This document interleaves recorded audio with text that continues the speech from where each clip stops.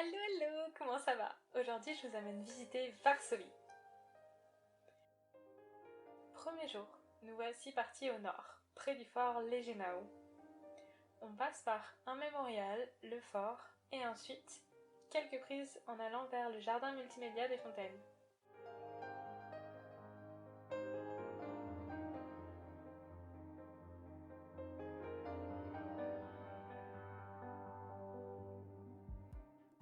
Bon, ça se voit, mais j'ai vraiment beaucoup aimé ces jets d'eau.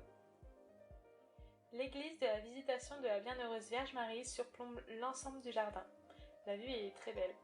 Et en plus, une statue a été placée ici en l'honneur de Marie Curie. Saviez-vous qu'elle avait grandi à Varsovie?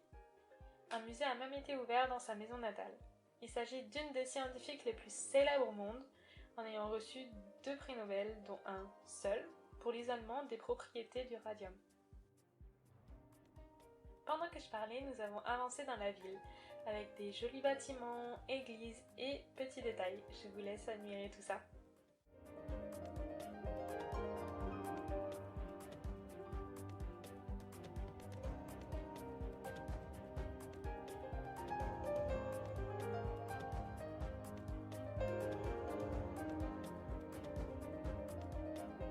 Nous voici devant le monument de l'insurrection de Varsovie. Il commémore la révolution de l'Armia Krakowa, la résistance polonaise, face aux nazis en 1944.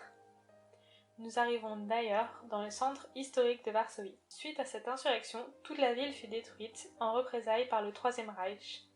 Heureusement, la ville fut reconstruite à l'identique et ce bijou de couleur qu'est la vieille ville s'apprécie d'autant plus aujourd'hui. Et bien entendu, elle est classée patrimoine mondial de l'UNESCO. Avez-vous remarqué la sirène au centre de la place du marché? Cette sirène, symbole de Varsovie, d'après la légende, serait la sœur de la sirène de Copenhague. Petite pause pierogi, j'avoue, ce fut mon coup de cœur culinaire. J'en commandais dès que c'était possible, ces raviolis fourrés avec différents types de farces, que ce soit de la viande, des légumes, etc. sont vraiment délicieux, à tester. La barbacane de Varsovie est un vestige de fortification qui protégeait la ville. Elle ne servit qu'une seule fois, face à la Suède en 1656, et se situe aujourd'hui entre la vieille ville et la nouvelle ville.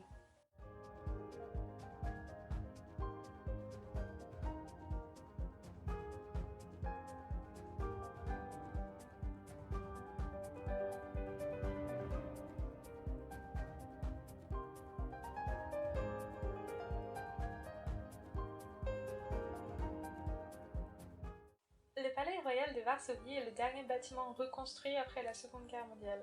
Il fut construit initialement par le roi Sigismund III lorsqu'il déplaça sa capitale de Cracovie à Varsovie. Une colonne fut construite en son honneur d'ailleurs sur la place du château. La rue du faubourg de Cracovie est l'une des rues les plus prestigieuses. Elle fait partie de la route royale et est reliée à la place du palais royal.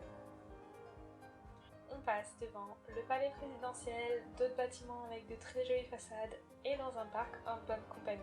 Vous êtes-vous déjà assis à côté d'une statue?